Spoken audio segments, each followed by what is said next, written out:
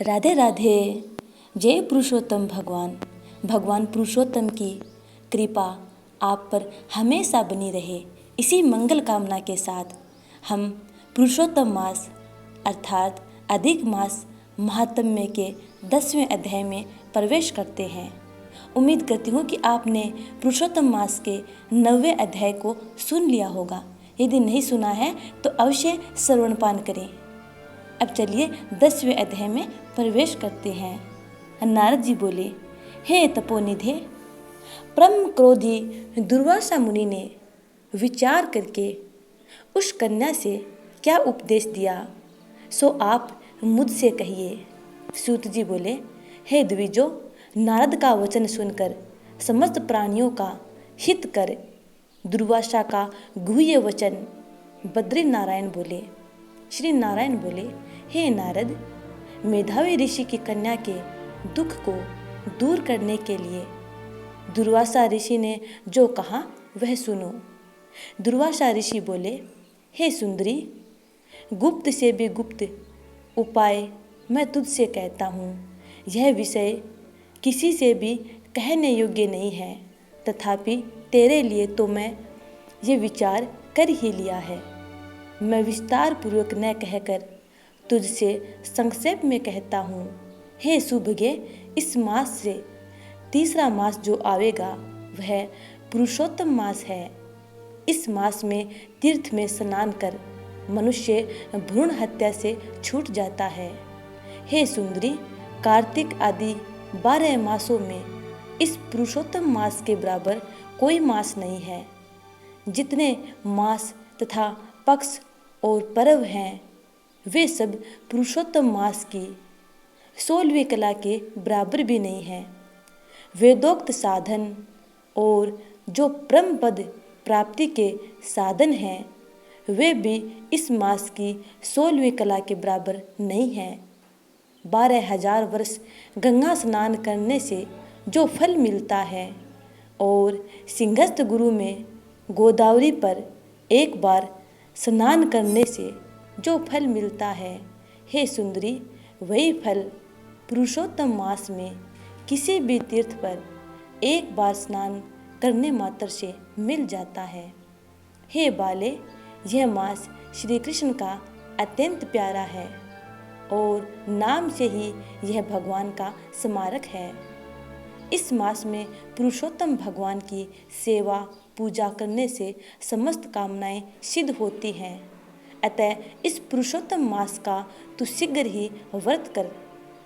पुरुषोत्तम भगवान की तरह प्रसन्नतापूर्वक मैंने भी इस मास की सेवा की है। एक समय क्रोध में मैंने अम्बरीश राजा को भस्म करने के लिए अर्थकृत्या भेजी थी। सोहे बाले, तब हरि ने जलता हुआ सुदर्शन चक्र मुझको ही भस्म करने के लिए उसी समय मेरे पास भेजा। तब पुरुषोत्तम मास के प्रभाव से ही वह चक्र हट गया। हे सुंदरी, वह चक्र त्रिलोके को भस्म करने का सामर्थ्य रखने वाला जब मेरे पास आकर खाली चला गया तब मुझे बड़ा विस्मय हुआ। इसलिए हे सुभगे, तू श्री पुरुषोत्तम मास का व्रत कर। इस प्रकार मुनि की कन्या को कहकर दुर्वासा ऋषि ने विराम लिया। श्री कृष्ण जी बोले, हे राजन, दुर्वासा का वचन सुन। भावों की प्रबलता के कारण असूया से प्रेरित वह कन्या मूर्खतावश दुर्वासा से बोली। बाला बोली, हे ब्रह्मन, हे मुने, आपने जो कहा है वह मुझे रुचता नहीं है। माघ आदि मास कैसे कुछ फल देने वाली नहीं है? कार्तिक मास कम है? ऐसा आप कैसे कहते हैं? सो कहिए। वैशाख मास सेवित हुआ क्या इच्छित कामों को नहीं देता है? सदाशिव आदि से लेकर सब देवता सेवा करने पर क्या फल नहीं देते हैं? अथवा पृथ्वी पर प्रत्यक्ष देव सूर्य और जगत की माता देवी क्या सब कामनाओं को पूर्ण करने वाली नहीं है? श्री गणेश क्या सेवा पाकर इच्छित वर नहीं देते हैं? वेदीपात आदि योगों को और सर्व आदि देवताओं को भी सबको उल्लंघन करके पुरुषोत्तम मास की प्रशंसा करते, क्या आपको लज्जा नहीं आती है? यह मास तो बड़ा मलिन और सब कामों में निंदित है। हे मुने, इस रवि की संक्रांति से रहित मास को आप श्रेष्ठ कैसे कह सकते हैं? सब दुखों को छुड़ाने वाले परम श्री हरि को मैं जानती हूँ। हे देव, दिन रात श्री हरि का चिंतन करती मैं जानकी पति श्री राम और पार्वती पति भगवान शंकर के सिवाय और किसी को नहीं देखती हूँ। हे विपेंद्र, अन्य कोई भी देवता ऐसा नहीं है जो मेरे इस दुख को दूर करे। अतः हे मुने, इन सब फलदाताओं को छोड़कर कैसे इस मल मास की स्तुति आप कर रहे हो? इस प्रकार ब्राह्मण कन्या का कहा हुआ सुनकर दुर्वासा मुनि शरीर से एकदम जाज्वल्यमान हो गए और नेत्र क्रोध से लाल हो गए। इस प्रकार क्रोध आने पर भी कृपा करके मित्र की कन्या को श्राप नहीं दिया और सोचने लगे कि यह मूर्खा है, हित अहित को नहीं जानती है, अभी बुद्धि इसकी पूर्ण नहीं है। पुरुषोत्तम मास के महात्म्य का विद्वानों को भी पता नहीं है, तो थोड़ी बुद्धि वाले पुरुष और विशेष करके कुमारियों को तो पता हो ही कैसे सकता है।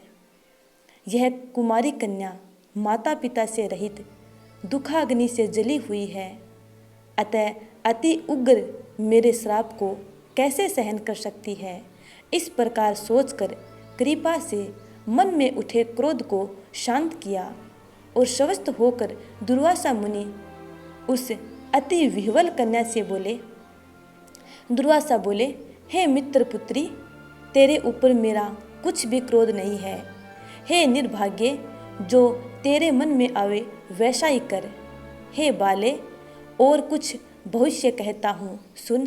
पुरुषोत्तम मास का जो तूने अनादर किया है उसका फल तुझे अवश्य मिलेगा, इस जन्म में मिले अथवा दूसरे जन्म में मिले। अब मैं नर नारायण के आश्रम में जाऊंगा। तेरा पिता मेरा मित्र था, इसलिए मैंने श्राप नहीं दिया है। तू बाल भाव के कारण अपने शुभ अशुभ तथा हित अहित को नहीं जानती है। शुभ शुभ भविष्य की कोई टाल नहीं सकता। अच्छा, हमारा बहुत समय व्यतीत हो गया, अब हम जाते हैं, तेरा कल्याण हो। श्री कृष्ण बोले। ऐसा कहकर महाक्रोधी दुर्वासा मुनि शीघ्र चले गए। दुर्वासा ऋषि के जाते ही पुरुषोत्तम की उपेक्षा करने के कारण कन्या निष्प्रभा हो गई। तदंतर बहुत देर तक कन्या ने सोच विचार कर यह निश्चय किया कि देवताओं के भी देवता तत्काल फल देने वाले पार्वती पति भगवान शिव की तप द्वारा आराधना करूंगी। हे नृप, मेधावी ऋषि की कन्या ने मन से इस प्रकार निश्चय करके अपने आश्रम में ही रहकर भगवान शंकर के कठिन तप करने को तत्पर हो गई। सूत जी बोले, बहुत फलों के दाता लक्ष्मीपति को और वैसे ही सावित्रीपति ब्रह्म को छोड़कर एवं दुर्वासा के प्रबल वचन की निंदा कर वह ऋषि कन्या अपने ही आश्रम में अंधक को मारने वाले भगवान शिव शंकर की सेवा के लिए तत्पर हो गई। पुरुषोत्तम मास महात्म्य का 10वां अध्याय यहीं पे समाप्त होता है। अब ऋषि मेधावी की कन्या किस प्रकार का तप करती है और क्या वरदान मांगती है, उस कथा के बारे में हम 11वें अध्याय में जानेंगे।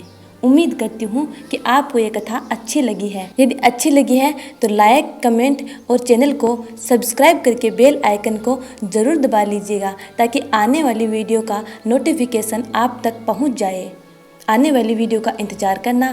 तब तक के लिए राधे राधे। जय श्री कृष्ण।